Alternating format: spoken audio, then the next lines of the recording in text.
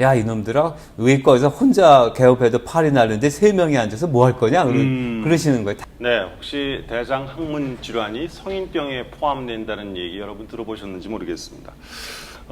남에게 이게 쉽게 말하기 어려운 질환이었죠. 자, 오로지 대장 항문 질환만 연구하고 치료하는 분이 제 곁에 지금 계십니다. 대장 항문 질환을 다루는 병원 중에 몇 안 되는 보건복지부 인증의료기관입니다. 대항병원의 대표 원장이십니다. 28회 이두환 동문을 모셨습니다. 안녕하십니까? 네, 안녕하세요. 네. 예.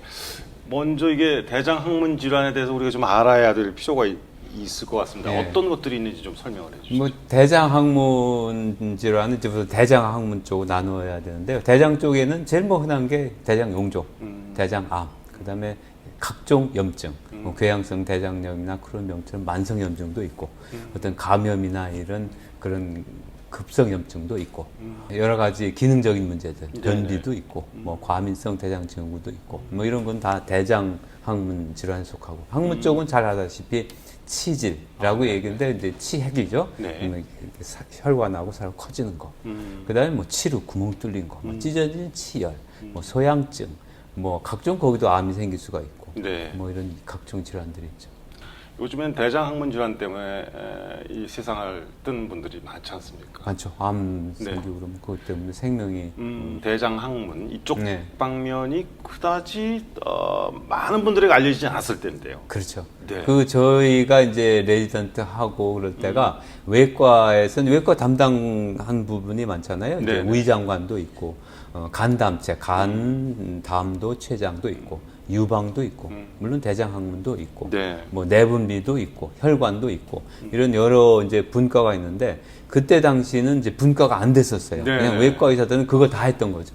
그러면서 이제 자꾸 이제 의학이 발전하니까 다시 이제 세분되기 시작한 아까 여러 과들로 이제 그러면서 이제 대장 항문과 그때 막 이렇게 각각 이제 여러 나눠지기 때문에 당연히 뭐 대장 항문이라는 게 익숙치 않고 의사들한테도 익숙치 않으니까 아는데 일반인한테는 더더욱 당연히 인식이 안 돼 있죠.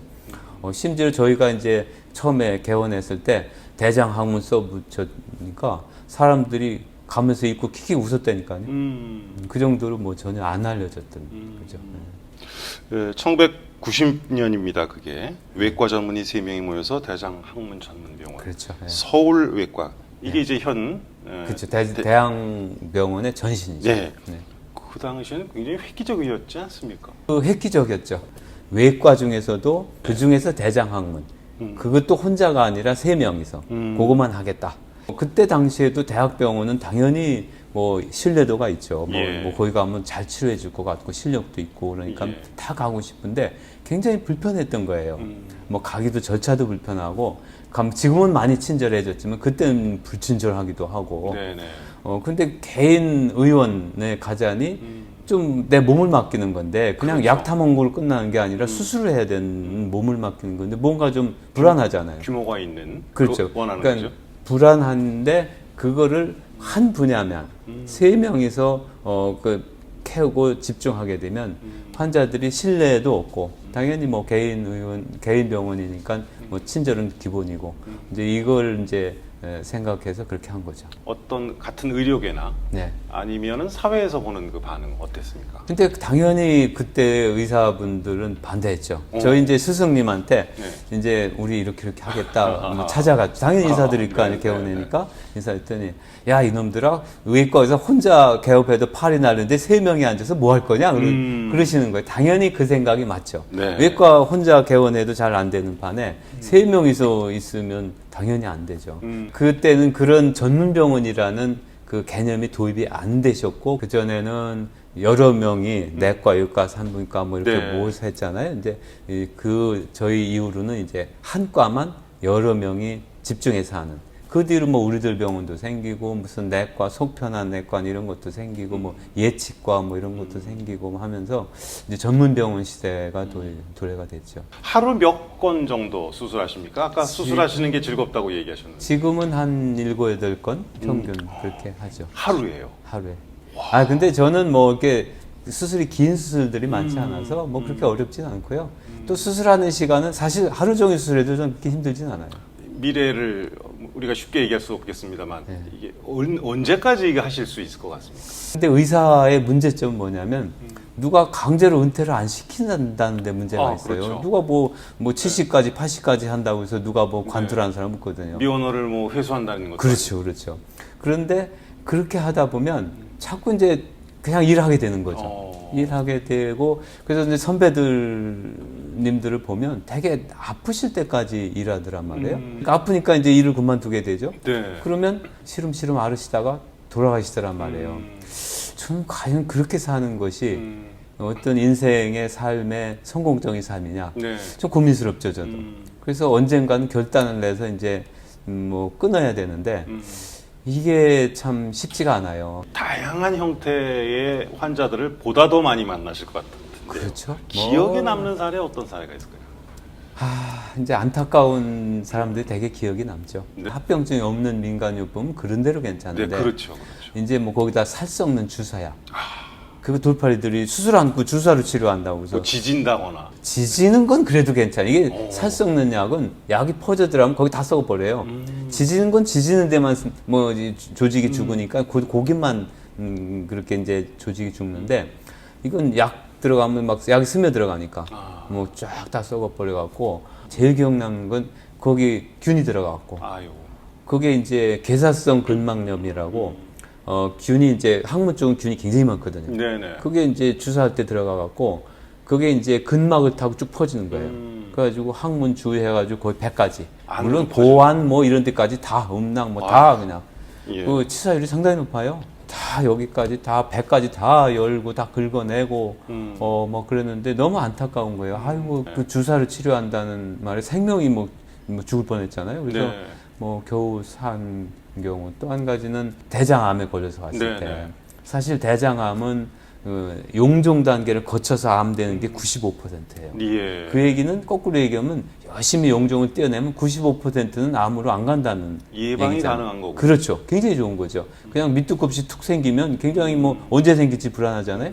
근데 용종을 계속 떼어내게 되면 이제 예방이 되는데 그냥 대장 내시경 안 하시면 평생 안 하시다가 그러니까 어느 날 갑자기 뭐 사길에 뭐 말길에 그렇죠, 그 그렇죠. 얘기가 그거군요. 그렇죠, 그렇죠. 증상이 초기엔 없거든요. 차라리 암이라는 게 처음 쬐끔했을 때 막 찌르듯이 아프면 네, 일찍 네. 병원 가서 조금만 때 떼어내면 다 완치되겠죠. 근데 아무 증상이 없어요. 조금만. 그러니까는 몸 그냥 산 거죠. 하다가 커지니까 이거 뭐 피도 나고 뭐 자꾸 변도 자꾸 마렵고 뭐 찔끔찔끔 나오고 뭐 이러니까 병원 와서 내시경 했더니 완전히 막 퍼진 거. 안타깝죠. 네. 정기적으로 해봤으면 참 됐을 거를. 외국인들도 많이 오고 해외 예. 교포들도 많이들 예, 그렇죠. 오신다고 들었습니다. 그렇죠. 뭐 해외 교포들은 많이 와요. 네. 뭐 어차피 외국이라는 곳이 우리나라처럼 의료 시스템이 잘 된 나라가 거의 없어요. 미국, 우리나라보다 의료 기술은 발전했죠. 근데 무지하게 비싸요. 네. 그리고 말도 잘 안 통해요. 그리고 유럽, 호주를 포함해서 유럽 계통의 의료 시스템은 정부에서 주관을 해요. 네. 내 마음대로 병원에 갈 수도 없어요. 내시경 받고 싶어도 안 돼요. 의사가 사인을 해줘야 돼요. 그러니까 사인을 해줘서 이제 받는 것도 어렵지만 사인해서 이제 그 2차 병원에 가라 그러면 거기서 또 기다려야 돼요. 물론 1차 병원도 기다려야 되고. 그러니까 내 마음대로 되질 않아요. 그러니까는 많이 와요, 교포분들이. 현대인들 온종일 뭐 모니터 앞에 앉아 있지 않습니까? 앉아서 하는 일들이 그렇죠, 많고요. 그렇죠. 몸을 움직이지 않고. 그렇죠. 오늘 말씀을 듣다 보니까 네. 야 과연 이 예방이 중요하구나라는 것을 또 한 번 절실하게 느꼈는데 항문 질환에 참 쉽게 노출될 수 있는 환경입니다. 어떻게 하면 건강한 병 생기기 전에 안 생기게 하는 게 제일 좋은데 사실 그게 말처럼 쉬운 일은 아니에요. 예방할 네. 수 있으면 다 예방하죠. 근데 제일 뭐 질환이 많기 때문에 우선 가장 흔한 치핵, 흔히 치질부만 얘기할게요. 이제 치핵은 혈관하고 사로 이렇게 늘어나는 거예요. 네. 늘어나니까 이제 점점점 커지면 밖으로 빠져나오기도 하고 혈관이 늘어났으니까 터지면 피도 나오고 또 피곤하면 그 혈관 안에서 이게 피가 굳어가지고 피가 안 통하니까 이게 막 부어오르고 아프고 네. 뭐 이런 등등 증상을 일으키는데 결국 문제는 혈관하고 사로 늘어난 거거든요. 뭐 요거를 이제 고무풍선에 비유를 한다면 고무풍선 자꾸 불었다 놨다 하면 늘어날 거예요. 쪼글쪼글 커지잖아요. 그래서 이제 늘어나는데 그거를 막 고무풍선 이따하게 불었다 놨다, 불었다 놨다 하면 빨리 늘어날 거 아니에요. 그죠? 그러니까 그건 이제 생활 습관의 문제예요. 변을 네. 볼 때 막 힘을 막 세게 주고 자주 보고 뭐 오래 앉아 있고 그러면 당연히 잘 늘어날 거 아니에요. 그죠? 그래서 그런 건 그런 생활 습관은 좋지가 않죠. 예. 화장실에 너무 예. 오래 앉아 있고 힘을 주고 자주 보고 하면 항문 질환이 탄생할 생길 가능성이 많아요. 그다음에 이제 같은 풍선이라도 어떤 두꺼운 풍선이 있고 얇은 풍선이 있을 거 아니에요. 네. 당연히 얇은 풍선이 잘 늘어날 거 아니에요. 그렇죠. 그건 이제 유전적인 요인이 있죠. 같은 사람이라도 똑같이 그 생활해도 누구는 치질이 안 걸리고 누구는 걸리잖아요. 그 유전적인 요인이 있어요. 그건 사실 모든 질환이 다 마찬가지예요. 네. 그런 분들은 더더욱 조심해야죠. 더더욱 조심. 의자에 앉아 있는 거는 사실은 뭐 이제 현대인들이 다 의자 생활을 하고 이렇게 하는데 의자에 앉아 있는 것이 치질이 이렇게 커지는데 도움이 되는 건 아닌 것 같고, 네. 이제 여러 가지 이제 생활 습관, 피곤하고, 이제 밤잠 못 자고, 과음하고 이런 것들이 치액의 증상을 악화시켜요. 네. 막 부어오르고 아프고 피나게 만드는 예. 이제 그런 요인들이 있기 때문에 그런 거는 피해야 되겠죠. 예. 7, 8년 전부터 예. 아무리 밴드요. 네, 예. 아름다운 마무리의 줄임말이. 그렇죠. 예. 밴드를 하신다고 들었는데, 예. 어우, 그 어떻게 밴드를 또 만들고 슬기로운 의사 생활 보면 이제 드라마에서 그렇죠. 교수님들이 이제 모여서 의대 교수님들이 밴드 하는 모습이 나오는데요. 제가 밴드를 만든 건 아니고, 네.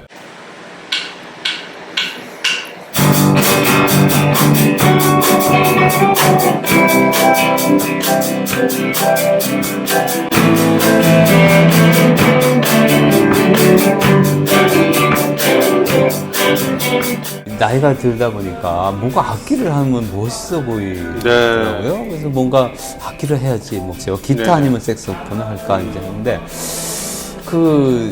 이제 색소폰 이제 끌렸어요. 색소폰이 끌려가지고 할까 했는데 그때 아시는 분이 5년을 했다는데 그냥 막 삑사리도 나고 뭐 내가 생각하는 혼을 불어넣는 연주가 아니더라고요. 폼도 엉거주춤 한 네. 거예요. 그래서 야, 5년을 했는데 저 정도면 나같이 음악성 없는 사람은 도저히 안 되겠다 싶어가지고 빼고 그 해 겨울에 삿포로에 눈축제를 갔는데 네. 눈축제 가다 보니까 밴드 소리가 들려요. 그렇게 갔죠. 그 추운 날에. 그랬더니 얼음 위에서 막 밴드를 하는데 다들 막 두꺼운 옷 입고 막 기타, 보컬 하는데 드럼은 반팔이에요. 반팔에 막 치는 거예요. 완전히 피리 꽂혔죠. 야, 맞아. 저거다. 별로 어려워 보이지도 않더라고요. 네. 뭐 장단 맞추는데 이거 뭐가 어렵겠어요. 뭐 오자마자 이제 실용음악에 등록을 했죠. 네. 그랬더니 이게 또 장난이 아니네요. 이게 생각보다 이게 어렵더라고요. 쉬운 게 없습니다. 그러게요. 그래가지고 처음에 쉬운 줄 알고 했더니 이게 뭐 너무 어려운 거예요. 그다음부터는 드럼 치는 사람, 뭐 연주회 가거나 이렇게 그 음악회 가면 전 드럼만 봤어요. 근데 그 드러머가 인간이 아니라 신처럼 보여요. 신처럼. 아니 어떻게 하면 저렇게 칠 수 있을까? 사람으로 태어나서 어떻게 네. 저럴 수가 있을까? 2, 3년 고민을 하던 차에 저희 이제 졸업 35주년 행사가 있었어요. 친구들이 그때 야 우리 이거 밴드 한번 해서 그때 송년회 때 발표를 하면 어떠냐? 그래서 이제 밴드를 이제 형성을 모집을 했는데 저는 이제 드럼을 한 2, 3년 됐으니까 저도 꼈죠. 나도 끼워줘 한마디로 뭐 해가지고 이제 밴드가 결성이 됐고 그렇게 해서 그 해 송년회 때 이제 밴드를 했죠.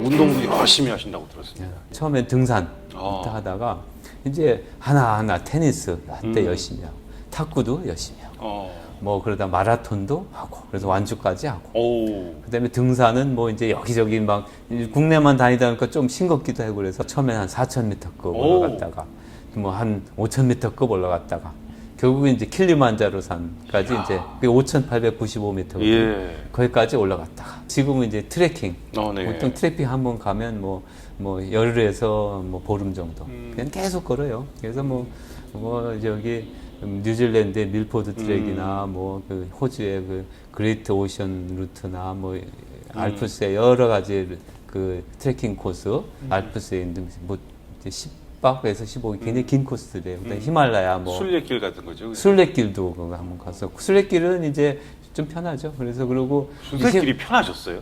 편하죠. 고생 무지하게 했다는 분들이 하도 많아가지고. 아니에요. 그러니까 이게 순례길은 처음에 이제 그 프랑스에서 넘어올 때, 전 이제 마드리드에서 스페인 쪽 스페인에서. 올라가는데 거기서도 산 하나 넘어가요. 네. 넘어가면 그 다음부터 평지예요, 그냥. 길도 뭐 그냥 쭉 네. 뻗었어요, 그냥. 우리나라 올레길하고는 굉장히 차이가 있네요. 다르죠. 순례길의 이제 좋은 점은 단조로우니까 사람이 걷다 보면 자꾸 뭘 생각하게 해요. 왜 저기 철학자 중에서도 소요학파가 있잖아요. 걸으면서 네, 생각하는 네, 네. 철학자들.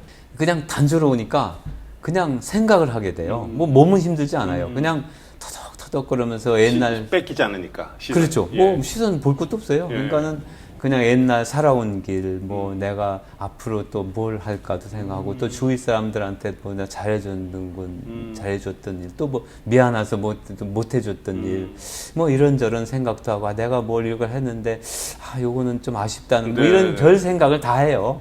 그러면서 터덜터덜 걸어요. 그거를 그냥 저는 그때 한 열흘 정도 걸었는데 네. 뭐 그 한 달을 걷는 거죠. 걸으면 인생을 막 정리하게 되고 굉장히 저는 추천하고 싶어요. 순례길은 그 산티아고 가는 길인데 네. 그래서 뭐 인생을 한번 정리하는 그런 길이어서 굉장히 인상 깊었는데 이제 그거를 벤치마킹해서 만든 게 올레길이죠. 네. 네. 올레길은 이제 제주도 이제 한 바퀴 예. 도는 건데 뭐 제 여러 가지 이제 그 풍경이 굉장히 바뀌죠. 거기는 특히 남쪽 이게 제주 남쪽 도는 순례길은 이제 올레길은 굉장히 뭐 바다하고 접해 있기 때문에 예. 굉장히 멋있어요. 뭐 이렇게 한 굽이 돌아오면 바다가 쫙 펼쳐지고 거기에 소나무 밭 있고 뭐 이런 그 섬들도 있고 얼마나 멋있어요. 갈매기 날로 그러면 또 조금 더 뭐 이러면 아무 생각이 안 나요. 지나고 나면 그냥 뭐 멋있었네. 뭐 이 생각만 나지 인생을 뭐 정리한다는 그런 의미는 좀 아쉬운 길이긴 해요. 소식도 하시고.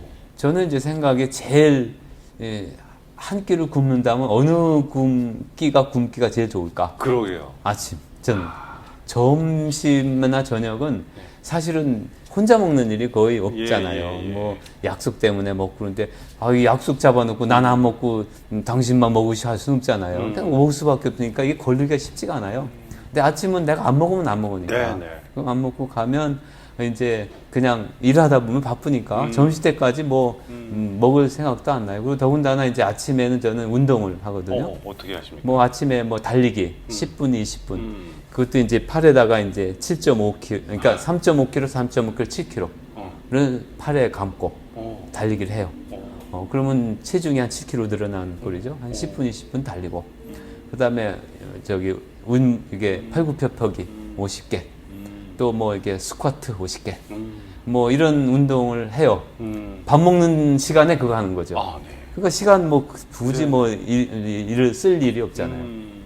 근데 그거를 또 헬스클럽에 가서 한다든지 뭐 수영장 간다든지 하면 그게 이제 그것도 하나의 시간을 잃어버리게 되는 거고 자꾸 귀찮거든요. 가는 게. 네. 그래서 습관하기가 어려운데 저는 이제 집에서 하는 거니까 그냥 밥 먹는 시간에 그거 하고 오는 거죠. 그러면 운동을 하게 되면 밥맛이 오히려 떨어져요. 그러니까 배고픈 게 안 느껴져요. 네.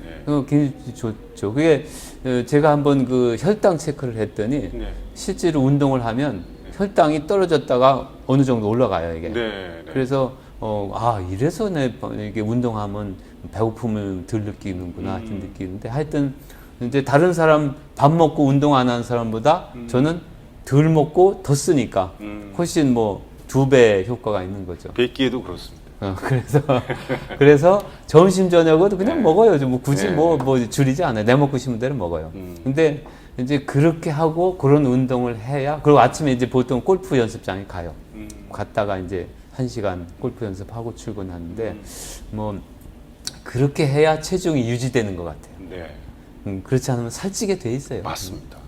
세상에서 가장 존경하는 분이 부모님이라고 하셨죠. 그렇죠. 누구나 다 그렇지 않을까요? 네, 물론 네. 뭐 그렇습니다만 네. 그래도 이제 존경하는 사람들 이름하면 뭐 스승이라든가 아니면은 뭐 고전에서 읽은 어떤 사람들 얘기를 많이 하는데 네. 가장 저한테 어떤 영향을 끼치셨고 가르침을 주신 분은 네. 당연히 부모님이시죠. 저희 부모님은 사실은 시골에서 농사지셨어요. 충남 당진에서 농사지셨고 평생 농사지다가 지금 좀 돌아가셨죠.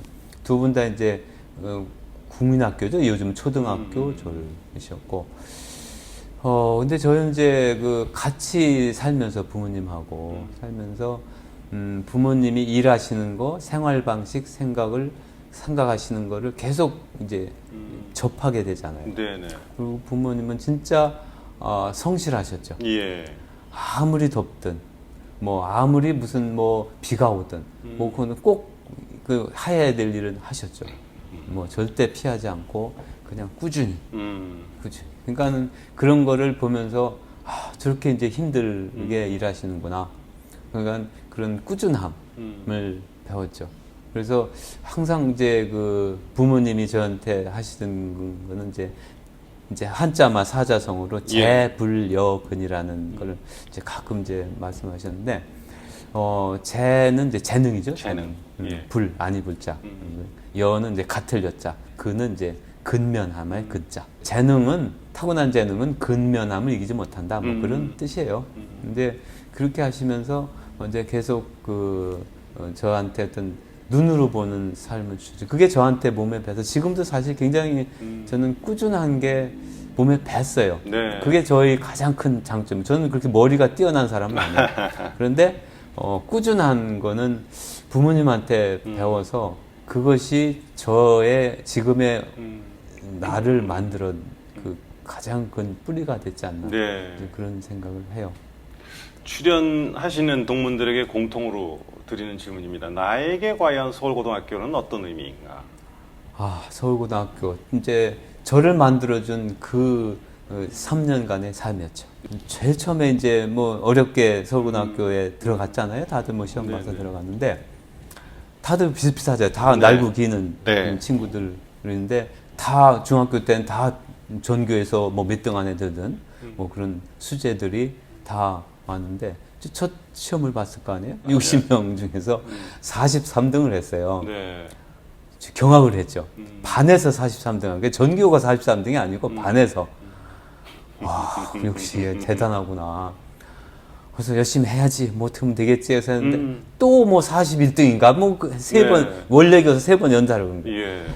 약간 좌절감도 오고 그런 거예요. 그래서 그렇지만 제 부모님이 주신 제 꾸준함 그게 이제 제 발동이 됐던 것 같아요. 예. 그냥 꾸준히 저 딴 길 안 밟고 놀고 이러진 않고 그냥 꾸준히 그냥 공부를 해서 도서관에서 공부하고 집에 가고 공부하고 집에 가고 그러니까는 점점점 성적이 오르더라고요. 그러니까는 점점점 이제 올라가지고 점점점 2학년 올라갔더니 한 10등, 15등 하더니 3학년 올라가더니 이제 뭐 한 반에서 1, 2등 하고 톱 10도 들고 뭐 이렇게 됐는데 그런 환경이 만약에 전 사실 머리도 똑똑하지도 않고 독하지도 못해요. 그래서 그냥 그냥 시골에서 있었다면 그냥 거기서 뭐 1, 2등 했겠지만 특출나게 1, 2등에서 뭐 거기서 뭐 서울의대 가지는 못했을 거예요. 예. 근데 그 주위에 뛰어난 친구들이 저를 그냥 내몬 거죠. 조금만 게을리하면 그냥 성적이 떨어지니까. 그러니까는 그렇게 해서 결국은 제가 이제 서울의대도 갔고 의사도 됐고 뭐 지금의 저가 된 거죠. 만약에 서울고등학교가 그게 없었다면 저는 뭐 절대로 서울의대 못 갔죠. 예. 후배들이 이 방송을 또 보고 있고 그렇기 때문에 후배들 입장에서도 우리도 좀 희망을 가질 필요가 있겠다. 내 꿈을 이렇게 꾸준히 이루기 위해서 꾸준한 노력을 하면 우리도 할 수 있겠구나 하는 생각을 할 것 같습니다. 네. 근데 제 후배들한테 꾸준히 하게 되면 그냥 옆에 사람들이 자꾸 하나둘 없어져요. 경쟁자들이. 결국 나 혼자 남아요. 네. 꾸준히 하면. 그리고 그 꿈을 이루는 거죠. 무서우면서도 참 새겨들어야 될 얘기 같습니다. 그렇죠. 예. 의대 지망하는 후배들, 그 후배들에게 꼭 들려주고 싶은 조언도 좋습니다. 이제 의사가 되면 이제 좋은 점은 이제 아픈 사람들을 치료해 줬을 때의 어떤 성취감, 보람, 그런 게 있어요. 아픈 사람들이 질환이 나아서 아주 건강해지는 걸 보면 진짜 기분이 좋고, 그래요. 그거는 이제 전통적인 의사의 역할이고, 이제 앞으로는 의사의 길이 많이 다양해질 것 같아요. 예. 사람이 가장 큰 관심은 먹고 사는 게 일단 해결이 되면 예. 건강이에요, 건강. 오래 살고 싶죠, 건강하게. 이제 그렇게 되면 모든 그 생활에 다 그런 건강에 관련된 그런 그 분야가 들어갈 수밖에 없어요. 네. 뭐, 전자제품을 해도 건강에 관한 거에 들어갈 수밖에 없고. 예. 뭐, 당연히 약품이나 이런 것도 당연히 건강에, 인체 그 건강에 되고. 그런 쪽에 많은, 또 요즘 또 뭐 바이오 하면서 어떤 연구가 많이 되기 때문에 네. 그런 쪽에도 많은 길이 있을 거로 생각이 들어요. 그래서 의대가 오게 되면 꼭 치료하는 그런 의사뿐만 아니라 여러 가지 삶을 건강하고 삶을 행복하게 하는 삶의 질을 향상하게 되는 그런 길들이 많이 있으니까 이제 의대에 들어오셔가지고 어떤 꿈을 펼치기를 바라요. 선배님의 얘기를 오늘 들은 많은 후배들 또 그리고 많은 동료들이 굉장히 느끼는 점이 많았습니다. 아유, 감사합니다. 감사합니다. 네, 감사합니다. 네.